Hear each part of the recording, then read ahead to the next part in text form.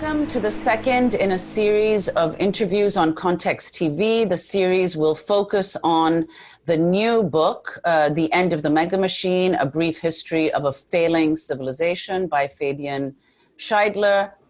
The book looks at the destructive forces that are threatening human survival.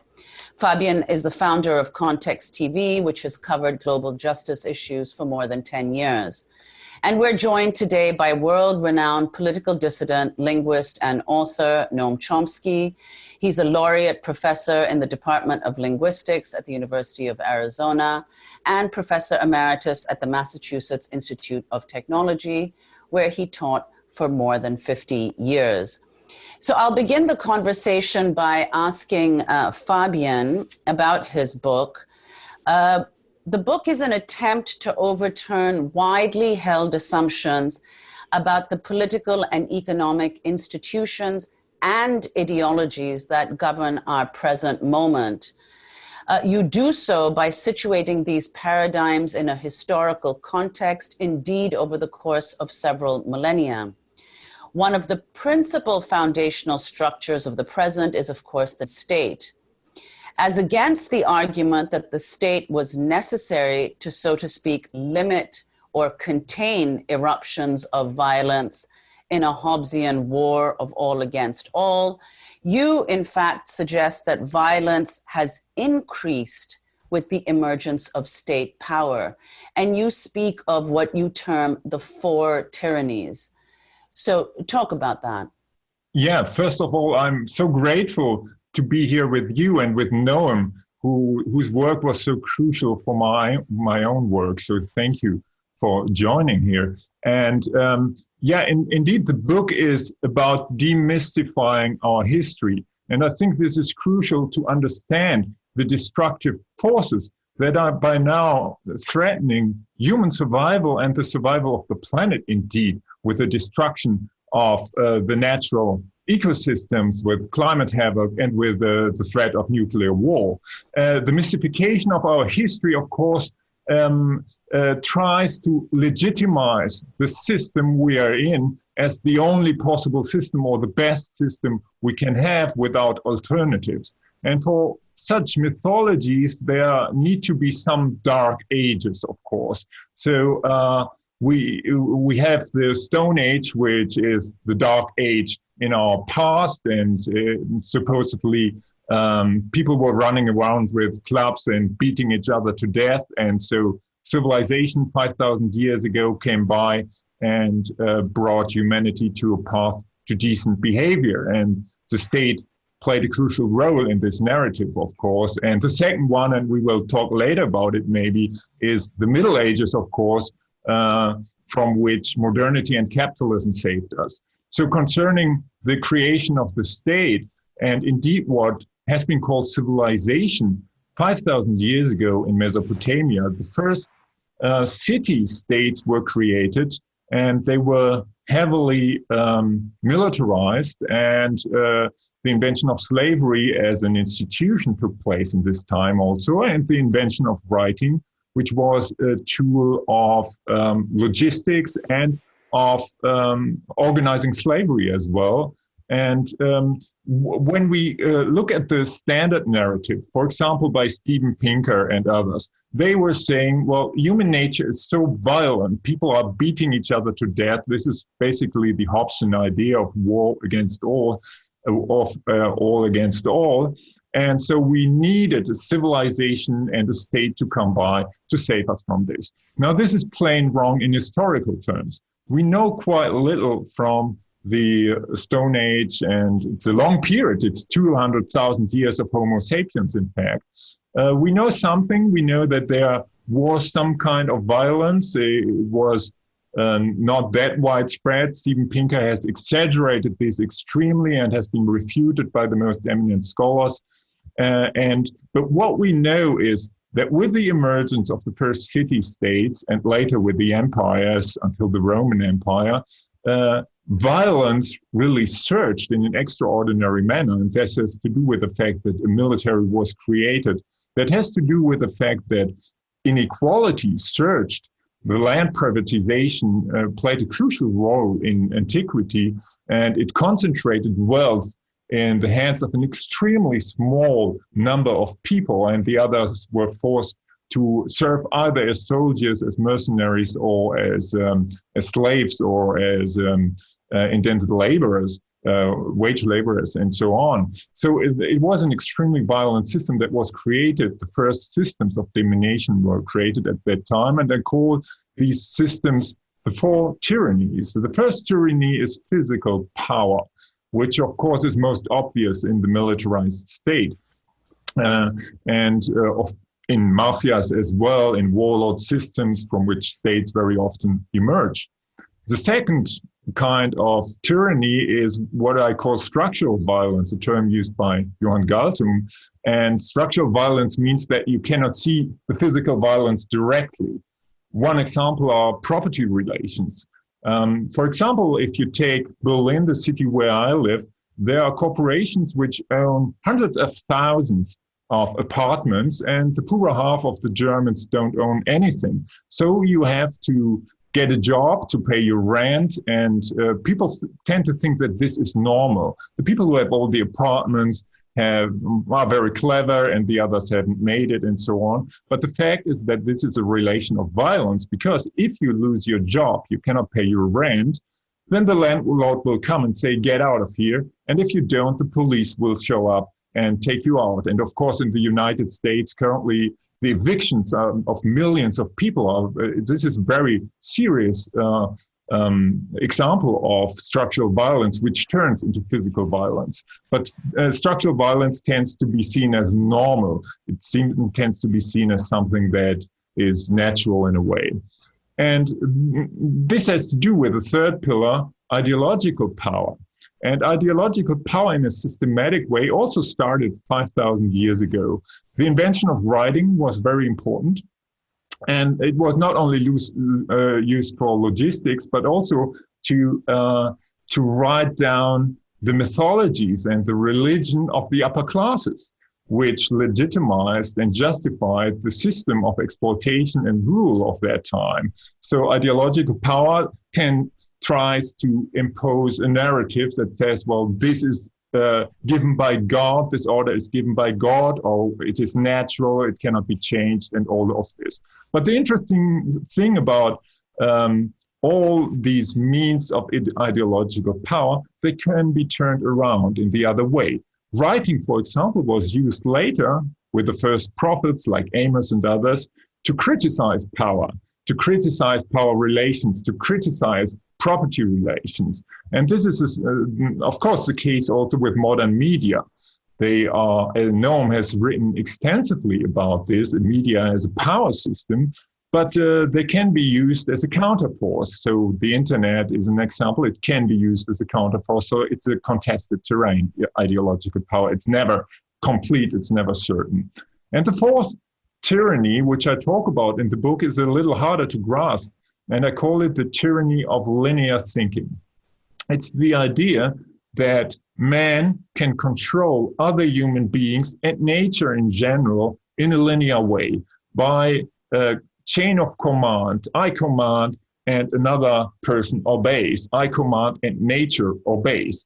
This is an idea that can only evolve when there is command and obedience, like in the military, for example. And so rulers thought that way, that they can control in a linear way their subjects. And the idea that God controls creation is a projection of this earthly rule onto heaven. And in modernity, this idea turned into the idea that man, as an engineer, can control nature as in a relation of command and obedience. And we see that today in the idea, for example, that we can geoengineer us out of the climate crisis, that we can control nature. And I think it's quite an erroneous and dangerous idea, because nature, all living things, are based on cycles, causal cycles. Every effect is at the same time a cause for many other things. So it's not linear, it's not deterministic. Living things work in a completely different way. And if we try to control human beings and nature, we will end up destroying it. And this is quite the case today. Professor Chomsky, your response to what Fabian said, and in particular the whole question of the effects of the foundation of the state. Well, it is contested, but I think there's reasonably good evidence of the kind that's been accumulated by anthropologists, Brian Ferguson, Douglas Fry, Stephen Corey, others, that the several hundred thousands of years of human existence prior to the agricultural revolution and the formation of the first city-states and later was not a particularly violent period. In fact, we can see this from contemporary evidence about groups that still live under these circumstances. There are conflicts, but not the kind of organized violence, class structure, and so on that took place with the coming of the nation state. Can't run through the long history, but through in the last 1,000 years or so, just take a look at that, our immediate past, the most violent areas of the world were Europe. European states were being formed in that period. Remember that Italy, Germany, these are pretty recent state formations. They were being formed in the 18th, 19th century, as the same with Britain and France were struggling over who dominates what areas. The state system, as it emerged through the last couple of hundred years, was extremely violent. It finally led to horrendous wars. First, Second World War, a large part of them was determining where the state system should exist within Europe. In fact, about the only reason why, the main reason why we haven't seen any wars since, major wars among powerful states, is that they reached the point where the next time they would have a war, they'd all be destroyed. There's no way to have a war among major states any longer, or everything's over. So Europe moved towards the beginning of the erosion of the nation-state system. Centuries and centuries of trying to create it. Since 1945, it's been slowly eroded. It's a difficult process, a lot of fragmentation and reaction. But the European Union, with all of its major flaws, is some kind of a step towards eroding the boundaries of the major states. So the Schengen Agreement, which is one of the positive sides of the European Union, enables you to travel from Spain to, Eastern Europe without crossing any borders. In that sense, it's rather like the Ottoman Empire. The Ottoman Empire was horrible in many ways, but it was a loose structure in which local regions could take care of themselves. So if you were in the Greek community in Beirut, you ran your own affairs. You could travel from Cairo to Baghdad to Constantinople, Istanbul, without crossing any borders. The imperial states, mostly Britain and France, moved in and imposed state structures with no concern for the interests of the populations. They have nothing to do with them. Same happened all over Africa. That's why you see straight lanes on in the state borders. The imperial powers imposed state structures in their own interests with no concern for the fluid, overlapping, complex relations within those societies. So, of course, it always leads to violence and brutality. That's almost natural. Now, But in this current day, we have to face the fact that we have to move towards an erosion of this system. Also, as Fabian said, an erosion of the structures of authority and domination that exist within it, towards a more fluid structure of the international social order, which will break down structures of authority and domination, and also erode borders. Every crisis we are facing now, and there are major crises, is international. They don't have borders. The pandemic doesn't stop at a border. Global warming doesn't stop at a border. The nuclear war will destroy all of us. The erosion of democracy over the world is infectious. Happens in one place, it affects others. So yes, we have to, there have been thousands of years in the Western world, a couple of hundred years of establishing state structures, which they've had their benefits, they've had many horrible consequences. I should add that the same is true in the United States. There's a lot of talk in the United States now about endless wars. We have to get out of these endless wars like Afghanistan. The United States has been in an endless war since 1783. It's one of the rare countries in the world that probably hasn't had a year of peace. One of the major reasons for what's called the American Revolution was the royal proclamation of King George III in 1763, which barred the colonists from moving beyond the eastern mountain range, Appalachian Mountains.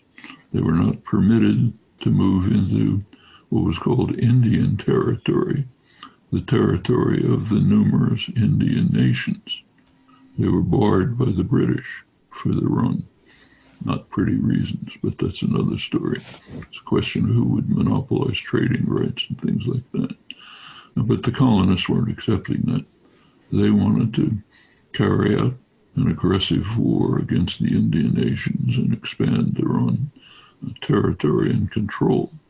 Now, that was also true of great land speculators like George Washington, who wanted to move to the West for speculation and profit. As soon as the British were gone, the war started against the Indian nations. Ugly, horrifying history of extermination, expulsion, treaty violation, conquest of half of Mexico in a war of aggression, finally reached what's called the National Territory. But that was a century ago. Then come many other wars. So it's kind of not the same as, but somewhat similar to the imposition of the state system in Europe during the same period. These are not ancient constructions. They're being constructed in recent years. The Second World War was to a significant extent about who's going to control Alsace-Lorraine and the Ruhr Valley. Russia, the French and the growing Prussian imperial empire have been fighting about that for years.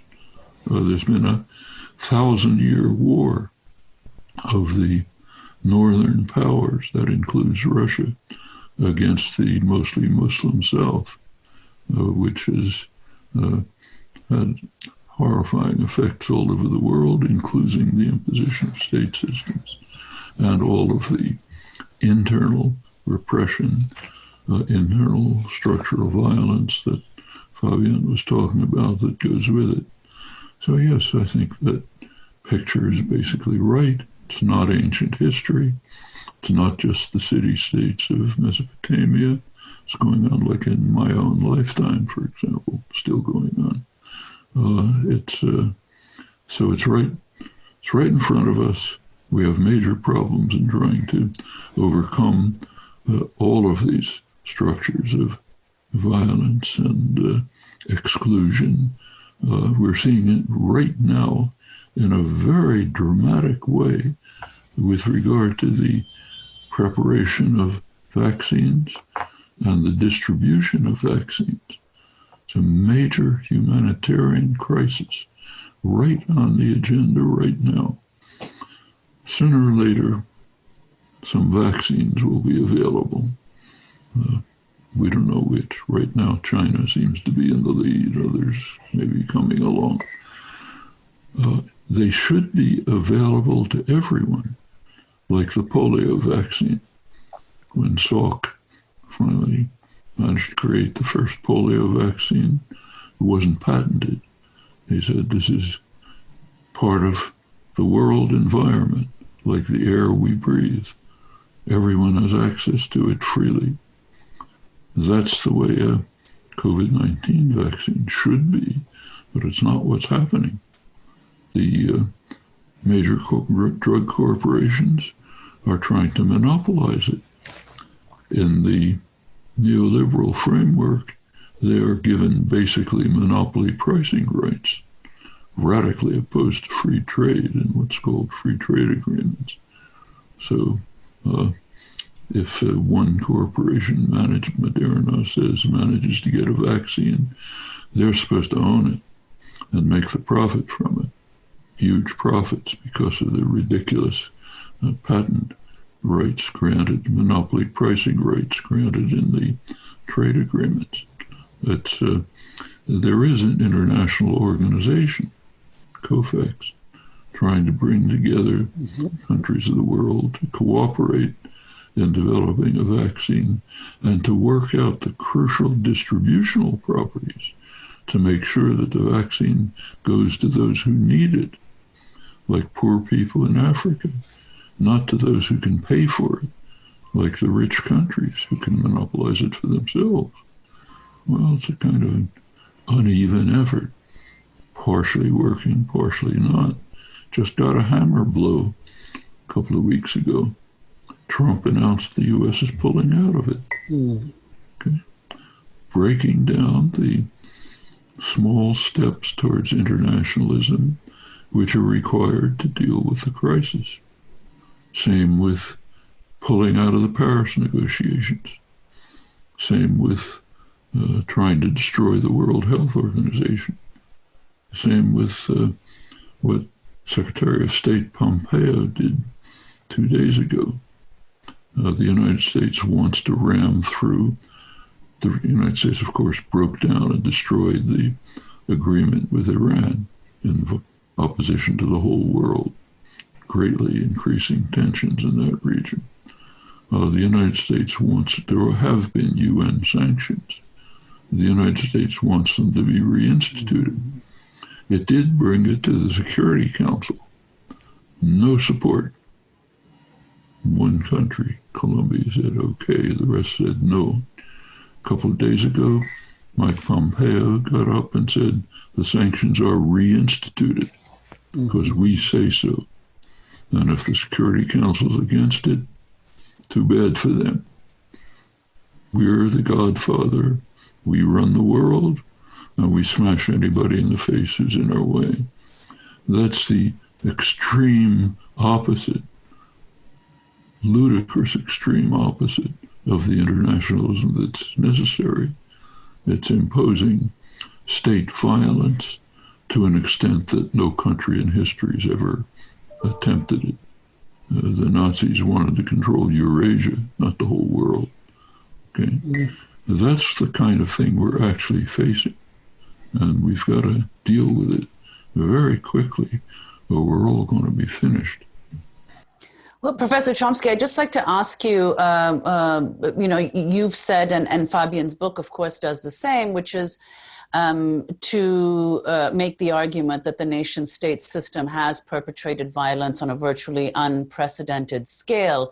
You mentioned the European Union as a means of, at least in some sense, transcending the limits imposed by nation-states. Now, is it your sense that that model itself is, rather than being even somewhat universalized, is itself crumbling within the EU with Brexit, but not only with Brexit? I mean, do you see the nation state in any sense, quite apart from the US, where there's no evidence at all that this might happen, but elsewhere that the state could become less powerful? Well, I should say that the United States is facing a possible situation of breakdown that goes beyond the European Union. The United States is facing possible civil war. It's not a fringe idea. Just a couple of days ago, two highly regarded senior military commanders, General John Nagel, Lieutenant Colonel, another Lieutenant Colonel, wrote a remarkable open letter to the chairman of the Joint Chiefs of Staff, the top military officer in the United States, General Milley. These are incidentally not fringe characters. They are right at the center of the military, top military establishment, highly regarded. They reviewed for him his constitutional duties in case President Trump refuses to leave office if he loses the election, surrounds himself by paramilitary forces. Somebody else wants to get into the act. Surrounds himself by paramilitary forces of the kind that he sent to terrorize Portland recently. Notice he didn't send the military, which probably wouldn't have followed his orders. He sent paramilitaries, like the border tactical units of the border guards, who terrorized people in the desert right south of where I live in Tucson. Suppose he surrounds himself with them, armed militias. This letter from Nagel said, "It is your duty, General Milley, to send in military forces, maybe the 82nd Airborne Division, to force them out of office." It's never happened in the history of parliamentary democracy. And they are not alone. There's a transition integrity project, a very high level, leading figures in both Republican and Democratic parties, other respected analysts and so on, all right from the mainstream. They've been actually running war games to see what might happen after the election. And they just released their findings. They said in any scenario other than a Trump victory, the scenarios lead to civil war, because we have a megalomaniac sociopath sitting in the White House. It's not like, say, Richard Nixon, not the most lovely person in presidential history, but a human being. In 1960, he probably won the election. The election went to Kennedy through machinations by the Democratic Party operatives in Chicago and elsewhere. Nixon didn't challenge it. He placed the welfare of the country above his personal ambitions. So he let it go by, though he probably won. Same thing happened 20 years later with Al Gore, when the election was pretty obviously stolen for Bush. He said, well, not going to destroy the country. Today it's different. We don't have a human being in power, some resemblance to a human being, but quite different. And the country's different. So what's happening in Europe, where there is fragmentation, I'll come back to that in a moment, is happening in even worse ways here. And it's very imminent. Okay? Let's go back to Europe. Yes, the European Union is fraying, and there are reasons for it. We should look into the reasons. So basically two.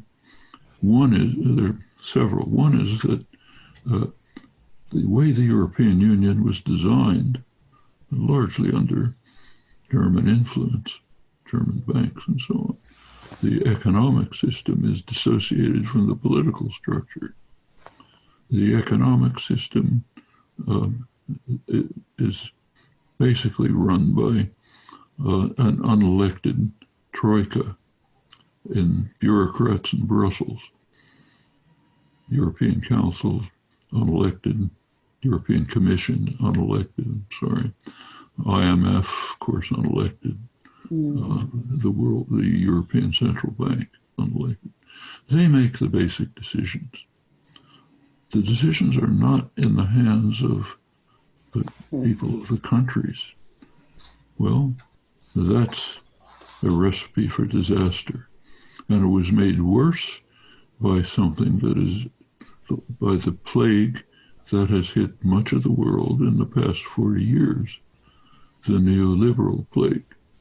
Its major principle is that government decisions have to be taken out of the hands of government. Government has a flaw.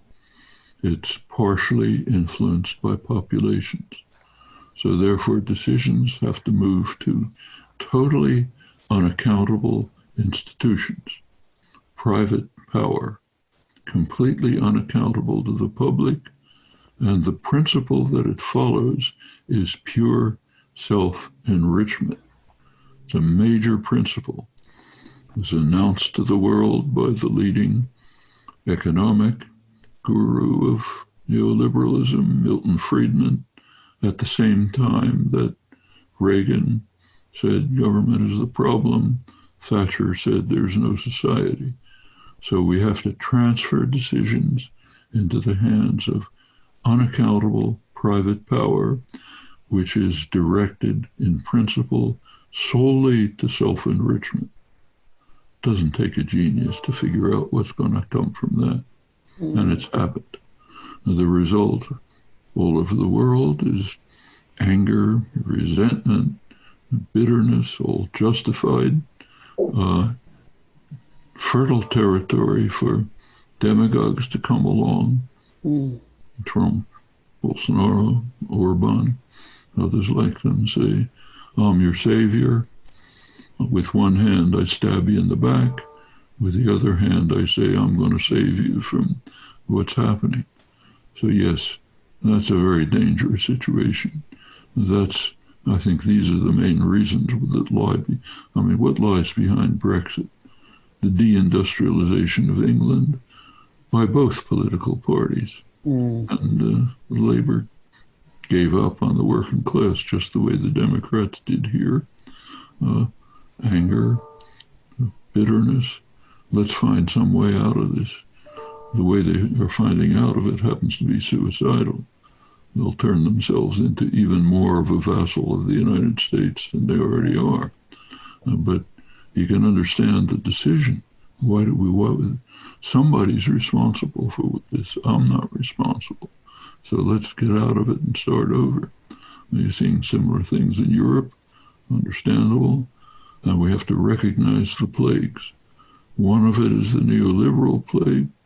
The other in Europe is the specific structure of the European Union, which is deeply anti-democratic and has left people victims to the austerity policies, others which haven't had the same harsh effect in continental Europe that they've had in the United States, because there's more of a social democratic structure remaining, which somewhat protects people, but it has eroded. Now, there are responses to this. Just last weekend, there was a major response. The first meeting, the opening meeting of the Progressive International in Iceland. International effort based on the Sanders movement in the United States, progressive mass movement in the United States, and its European counterpart, DiEM25, Yanis Varoufakis' initiative, which is transnational European movement, seeking to preserve what makes sense in the European Union and to dismantle and overcome its very serious flaws. lots of voices from the global south, first conference, international, the possible way to save us from these disasters. So it's not that there's a real kind of international class war going on, major class war. There's an effort to construct a reactionary international based in the White House. That's what the agreements between Israel and the Arab dictatorships are about, forging a component of the reactionary international in the Middle East with the most reactionary states.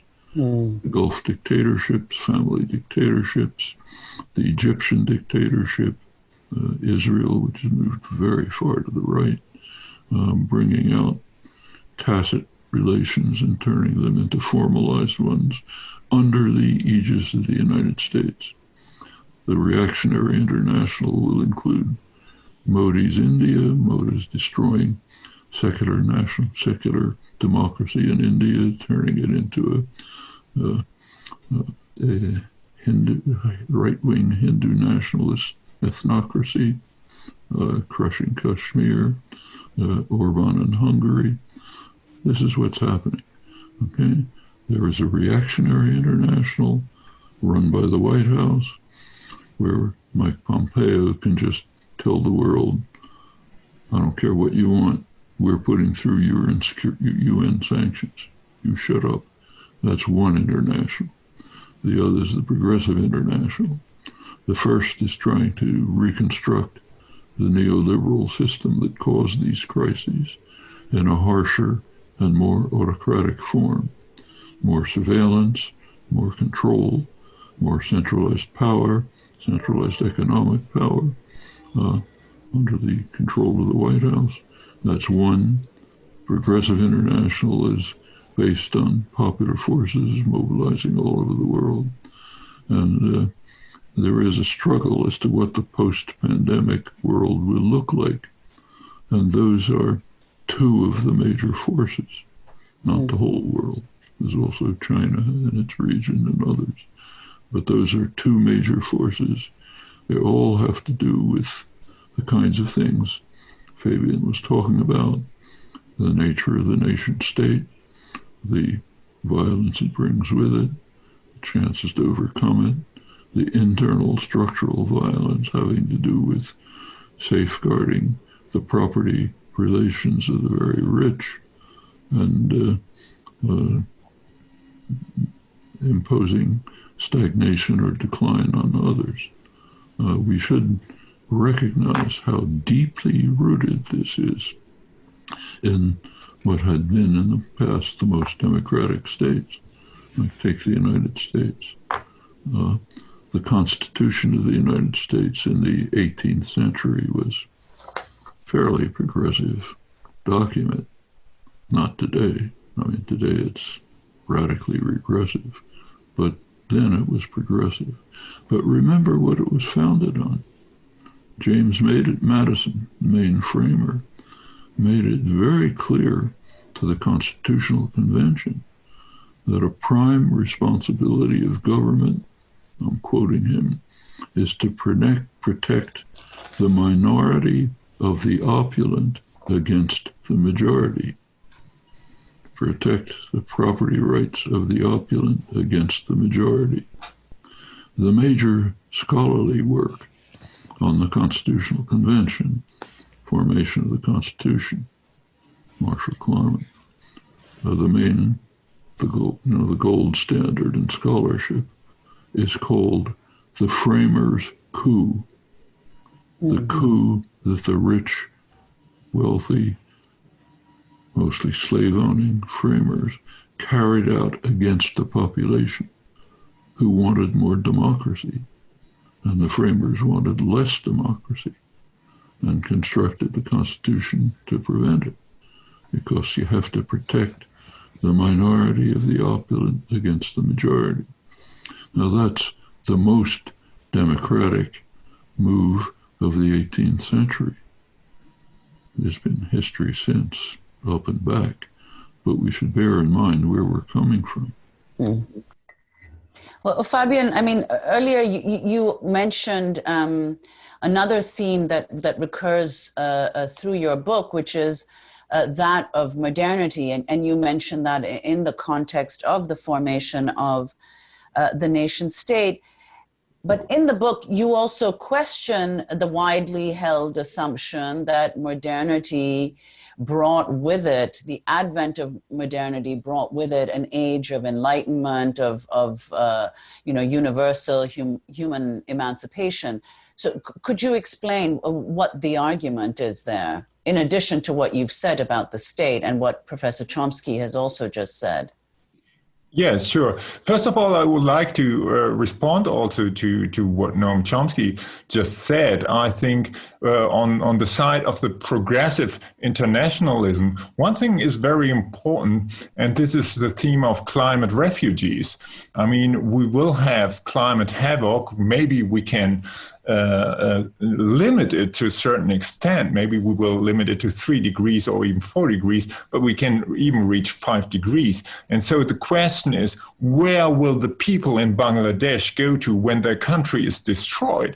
I mean, you can only solve this internationally with borders like we have them now with the European Union and the US and so on, shutting borders down. You will have a human catastrophe that is without any parallel in human history. So I think this is a very important part of what Noam just said. Concerning the myth of modernity, if you will, the standard narrative is that we come from the dark Middle Ages and modernity saved us and brought us into an era of light. And this is historically quite wrong, because the main things that are usually attributed to the Middle Ages, the dark Middle Ages, like torture, like the Inquisition, like witch hunts, all of them reached their climaxes in the early modern age, in the 16th, 70s, and partly in the 18th century. And the same is true for slavery, of course, and for all the genocides that we have seen since Columbus. I mean, in the Americas, tens of millions of people have died due to the conquest in South America and North America and in Africa and Asia as well later on. So it's really the essence of what I call the monsters of modernity. And we also have to see the surge of militarization that came in modern times. When William the Conqueror conquered Britain, he had something like 10,000 soldiers. So compared to modern armies, it was tiny. In the early modern age, Wallenstein, the great warlord, in the 30s year war in the 17th century, he had 100,000 soldiers. And later, Louis XIV of France had 400,000 soldiers. And later there were millions of soldiers in the First and Second World War.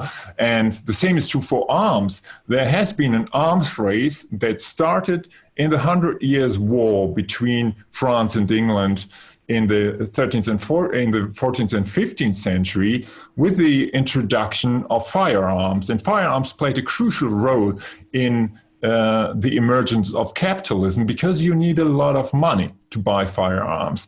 And so states, we were talking about the modern state emerged in a co-evolutionary way with the institutions of capital accumulation in those days. And the reason is that states at that time needed lots of money to buy cannons and to buy mercenaries, and they didn't have the money. So where did they get the money from? They got it from the bankers in Genoa, in Florence, in Venice, and so on. The city-states of northern Italy, in fact, formed quite a similar system to the city-states of Mesopotamia thousands of years earlier. And so the bankers and merchants were lending money to the sovereigns. The sovereigns went to they bought cannons and they bought mercenaries. They went to other countries, looted these countries, and from these looting, they paid, as one would say today, the return on investment to the bankers and merchants. And so it was a business model for them to use the states as a means to produce this return on investment. And the states, which is interesting, in the system were indebted from the outset. The modern state was dependent on capital. And what is interesting about what Immanuel Wallerstein has termed the modern world system, which was created in these days, is that the nation states or the territorial states, they were limited to certain regions, but capital was international from the very beginning. So what we see in neoliberalism in a very strong way today has been there for the last 500 years in a way. So the system that was created out of war, out of this machinery of capital accumulation and war at that time, was something radically new in the history of the world. And it is founded on three pillars. The first pillar is the endless accumulation of capital in an endless cycle of profit and reinvestment. There were many societies in which wealth and income was distributed in a very uneven way, like the Roman Empire, Chinese empires, and so on. But this was the first system where you have created a sort of machine that has to go on forever.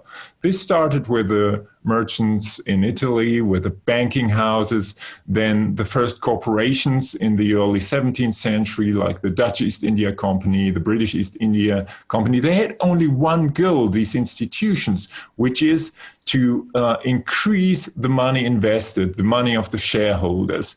And they have no other objectives than turning the natural world into commodities and to grow in an infinite way. And these are the structures that force the system to grow eternally. And the second pillar is the modern state, as we have talked about it earlier, the modern state that is very much tied to these institutions of capital accumulation, the merchants and bankers from the outset. The merchants didn't want only a return on investment for the money that they gave the state to make war. They also wanted another thing, and this was monopolies. It's one of the dirty secrets of capitalism that it had never really much to do with free markets, but it was based on monopolies. Like today, look at Google or Amazon and so on. So the states granted monopolies to the Fuggers and to many other merchants and to the big trading companies, the joint stock companies like the British East India Company and so on. This was not based on free markets. And the system doesn't work with free markets because in order to accumulate capital in such a way in the hands of very few people, you need monopolies. If you have really free markets, what Adam Smith thought about as a free market system, for example, well, the profits will go down because you have real competition at the top. Capitalism is not based on competition at the top. It's based on competition of wage laborers and competition of small business. But at the top, first of all, there are monopolies. And secondly, they are very much tied to the state. Remember the British East India Company, the Dutch East India Company, they were created by states. They were granted monopolies by states. They were saved by states when they had financial problems like corporations today. And today we have a system which has been sometimes termed the corporate nanny state, and Noam talked about it many times, which if you take the 500 biggest corporations today, which run about 40% of the global economy and 2/3 of global trade, most of them could not survive without huge subsidies. Take, for example, the fossil fuel industry, which is responsible for climate change and climate havoc. They're subsidized, according to the International Monetary Fund, by $5 trillion per year. And the same is true for Wall Street, of course. As we all know, all these big banks couldn't survive without being rescued all the time. The same is true with the car industry. Today in Germany, for example, most of the big car manufacturers would have collapsed already in the 2008 crisis. They were saved. The same is true for the aviation industry, which has been saved in the 2008 crisis, which is saved now in the corona crisis again with billions and billions of dollars, even even trillions if you take all these subsidies together.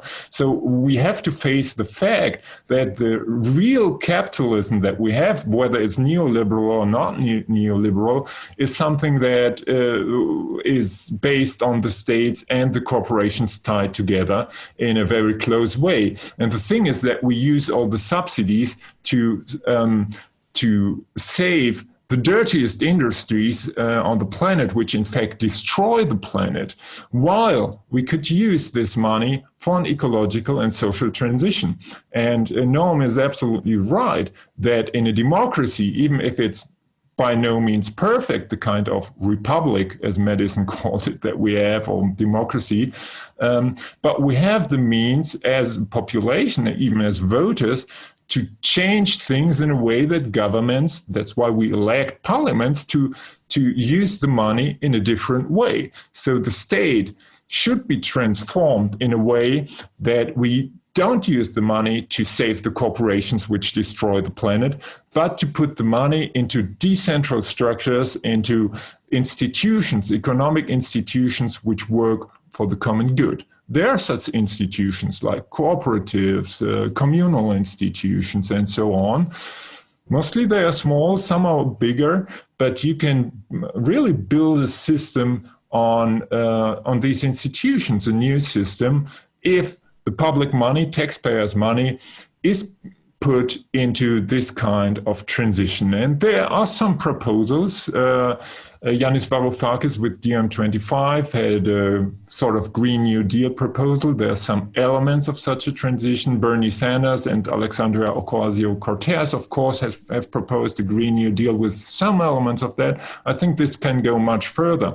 But I think we have to be clear that the way forward to save humanity and the planet is to separate the state from the corporations. And this is really a big issue because you know that especially in the US, a lot of representatives are in the pockets of the big corporations. So it's a kind of board democracy. And in the European Union, Noam talked about it, we have this kind of problem as well with unelected bodies and the lobbies of big industries running the show.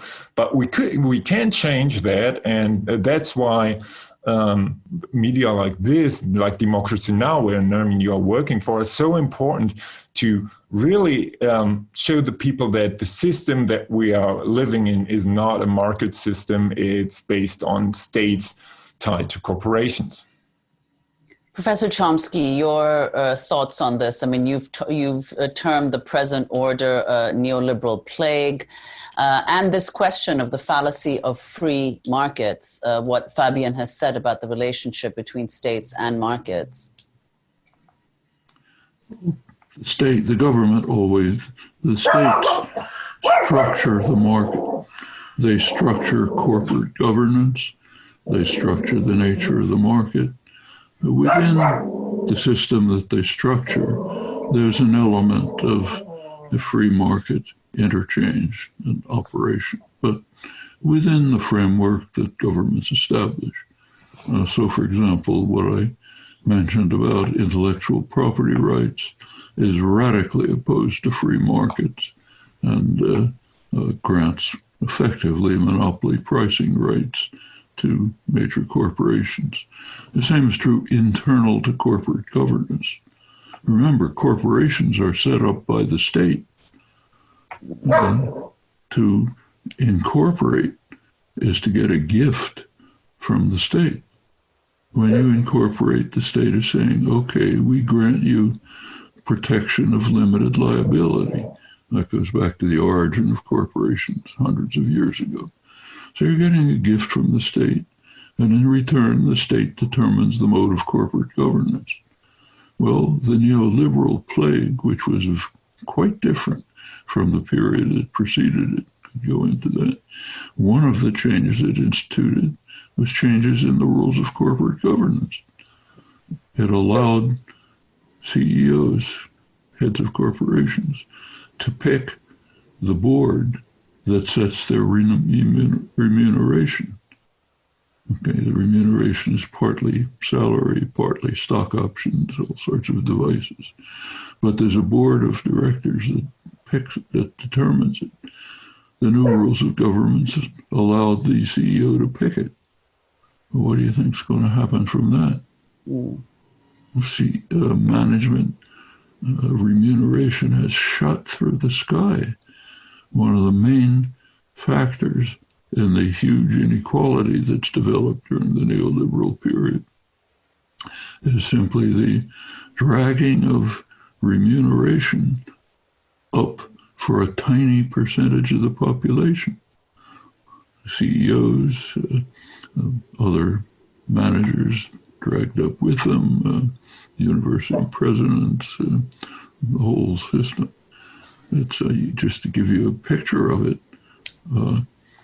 In the last 40 years, 0.1% of the population, not 1%, 0.1%, its share of income has doubled from 10% of national wealth to 20% of national wealth.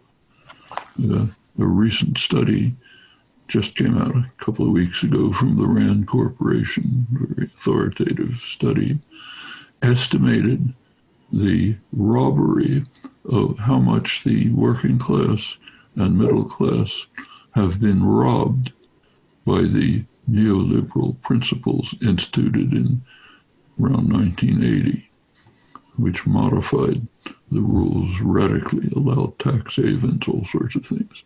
What's the total cost to the working class and the middle class, what they call the lower 90% of the population?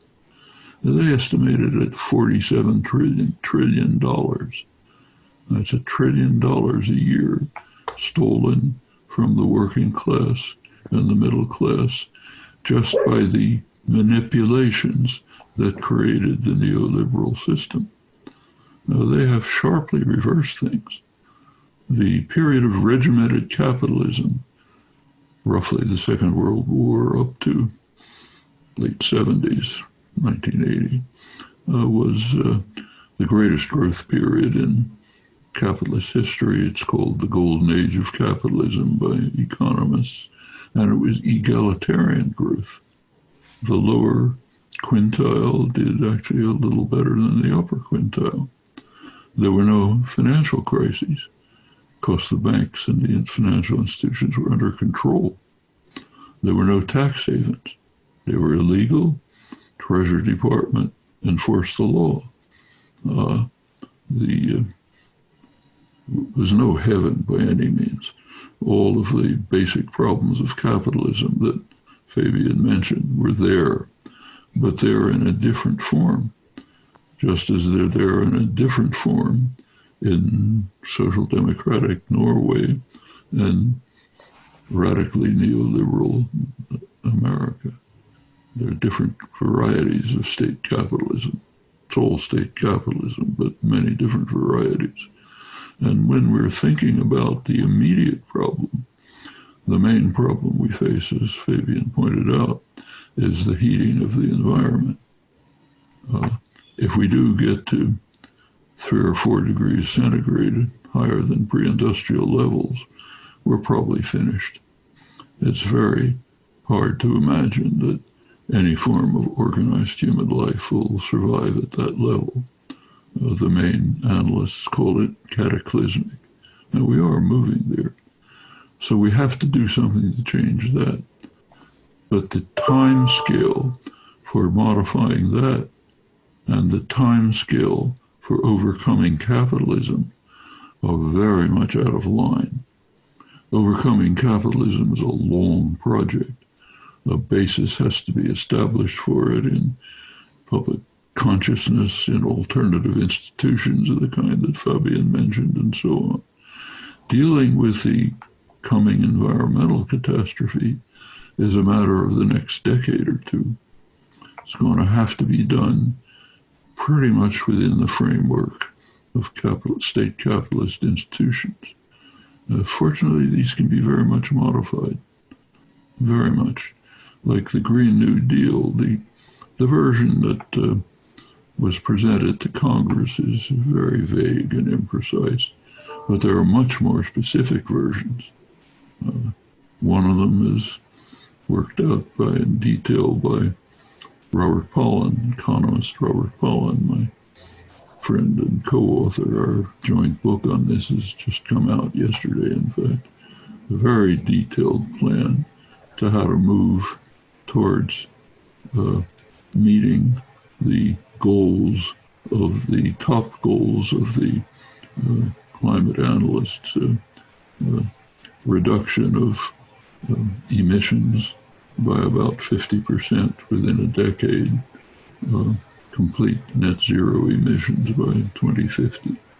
We can meet that with feasible methods, all known to us, with a fraction, literally a fraction of the state expenditures that were used to bail people out after the pandemic, way less than was used during the Second World War.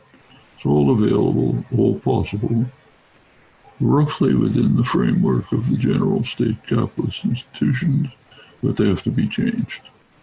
So take, say, the fossil fuel industries. Right now, there is nothing to stop the government from buying them up, handing them over to the workforce, terminating use of fossil fuels, shifting them to sustainable energy. It's not even a lot of money with the low oil prices. That's perfectly feasible. That can be done tomorrow. It maintains state capitalism, but in a sharply different form. And you can say this across the board. The careful Green New Deal proposals go into all of this in detail. Also how to create better jobs, more jobs, including taking care of the people who will lose their jobs under transition to a sustainable economy. A lot of this is worked out in great detail in the major Green New Deal proposals. Robert Pollin is one, Jeffrey Sachs uses somewhat similar models, comes out with similar results. It's all in our hands. The problems, the deep problems of capitalism will remain. They have to be overcome, but in a longer time range and by other methods, like the ones that Fabian mentioned. Self-managed industries, for example, which are proliferating, cooperatives, localism in food production. Many means can be pursued to try to erode, undermine, destroy the long-standing system. But we have immediate problems to face. Those refugees fleeing from Bangladesh are not in the far future. Just a couple of months ago, there was a cyclone of unprecedented proportions, one of the predicted effects of global warming in East Bengal, West Bengal and Bangladesh. A large part of Bangladesh was underwater. Okay, there was one cyclone. It's going to keep coming. Sea levels rising. These are what's called the refugee problem today, which is in fact, as Pope Francis put it, a moral crisis of the West, not a refugee crisis. That's going to expand enormously very soon. We have to deal with that within pretty much existing institutions. Timescales allow us nothing else. So we have to bear that in mind. A lot of things to say about the Enlightenment and modern history, but there's not the time to go into. So, Professor Chomsky, I mean, could you elaborate a little bit, because, as we wrap up, what you think, you've said a little bit on the climate crisis that's not only imminent, but in fact present and only likely to accelerate. Whether you see any kind of political will, and if so, where, to institute the kinds of changes that that you're talking about and the figures you mentioned have been talking about, and what role you think the kind of more or less global climate activism led by young people, what role and what significance and influence that might have? It's very significant.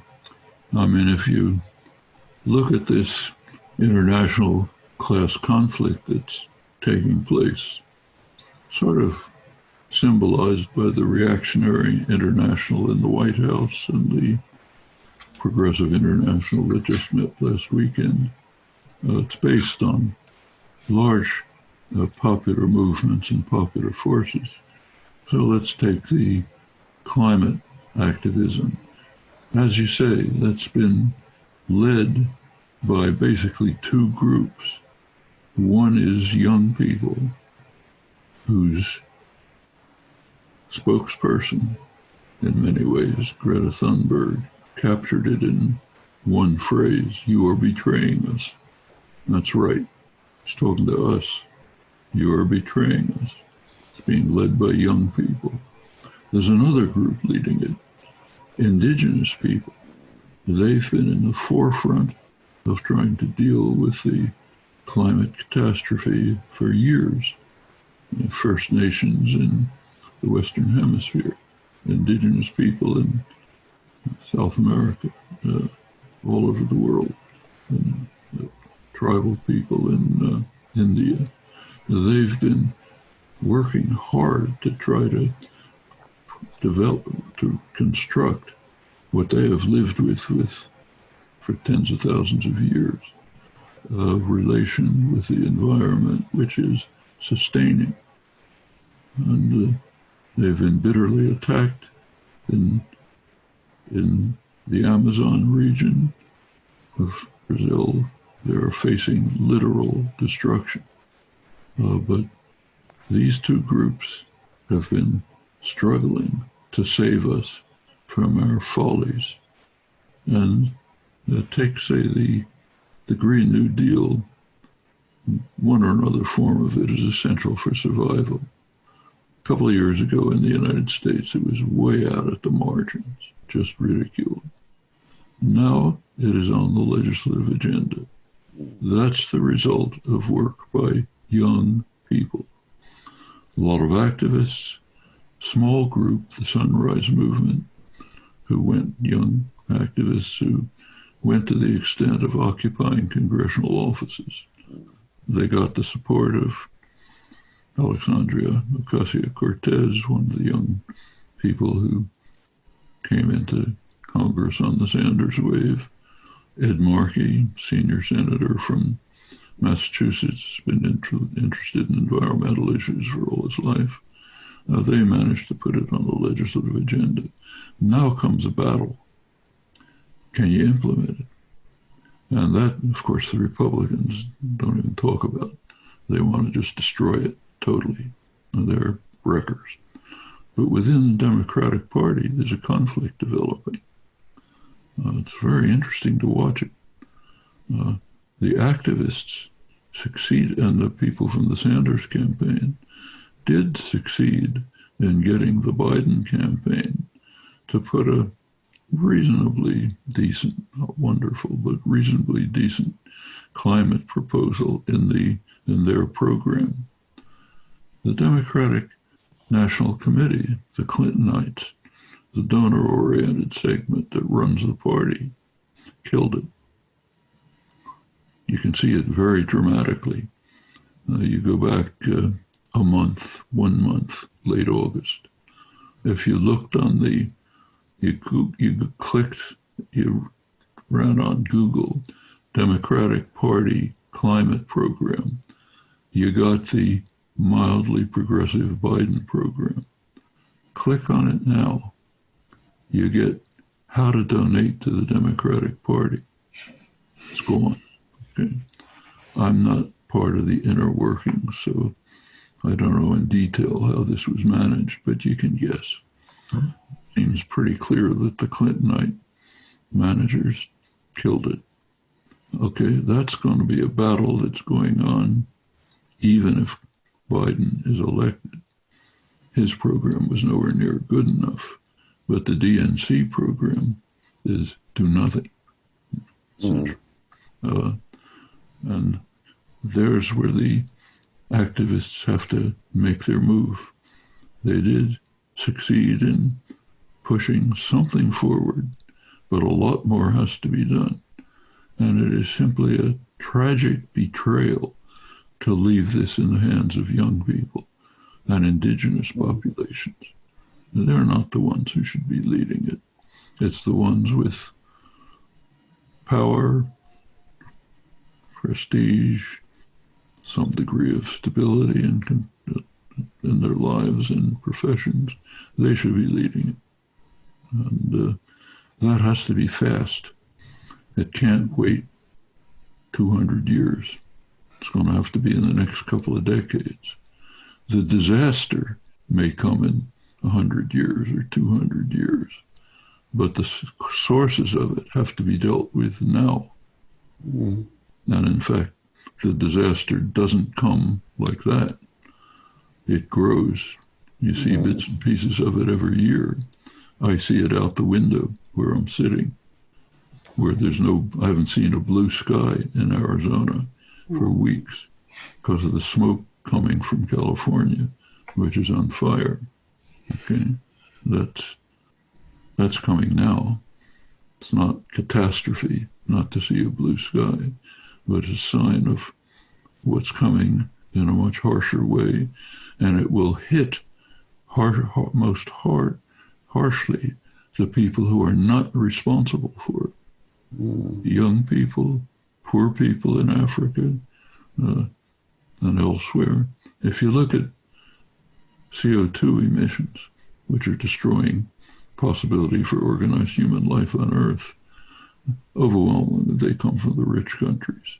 And within the rich countries, they come from the rich, not the poor. So this is a class problem on a colossal scale. And we have to recognize that and deal with it rapidly and decisively. Fabian, the last word to you. How to exit the mega machine, and in particular what Professor Chomsky was talking about, the climate catastrophe, which you also mentioned earlier. Yes, I completely agree with Noam that we need fast solutions even within the scope of the capitalist system. And we need a progressive Green New Deal with very ambitious numbers and a very fast track. I mean, some climate scientists like Kevin Anderson even say that we need to go down in the industrialized world by 80% of our emissions until 2030. Take the car industry as an example. If you have a very mild Green New Deal, then we will have big Teslas be replacing the combustive engines. And we know that electric cars need a lot of CO2 emissions in their production, for the batteries especially. So if you replace the car system as it is today only by electrical vehicles, you don't really solve the problem. You can save some emissions, but you don't go down by 50 or 80% until 2030. So we need to start also to think in another logic. And in terms of cars and traffic, there are a lot of very well detailed proposals to do that, to have more public transport instead of cars. There are cities in Spain, for example, where cars are banned from the inner cities, and it works very well. In Grenoble in France, something like that is happening as well. So you need a very progressive plan to have a perspective also for the people, a positive perspective. Because, for example, getting out the cars from the cities can improve our living conditions, can improve our health. Children can play in the streets. You need a progressive vision for a better world where you can have the need transport, for example, satisfied with less production, less production of cars. So I think we need both. We need a technical revolution, replacing fossil energies by renewable energies, and we have to, at the same time, make steps to a logic of better living with less goods. Because at the end of the day, we have a huge overproduction, and it's not only the climate crisis. We have caused the 6 big species extinction in the history of the planet. There were 5 big extinction events, the last one being 65 million years ago when the dinosaurs were almost wiped out. And this species extinction would happen even without climate change. So it's also the whole system of overproduction that has to be changed. And when we do that, and I completely agree with Noam that this is a class question and it's a kind of class struggle here, because the overproducers and the overconsumers are the richest 20% of the planet, and mostly in the industrial worlds. Those people have to go down with their production and consumption. And the poor people cannot consume less. They can consume in a different way, but not less. And so we have to face the fact that climate justice is also about distribution, is about taking away the resources from the rich and distributing it more evenly, so 8 billion people can live in a decent way on this planet without destroying it. And so I think we have also to be clear that the path we are facing will not be a linear, smooth way.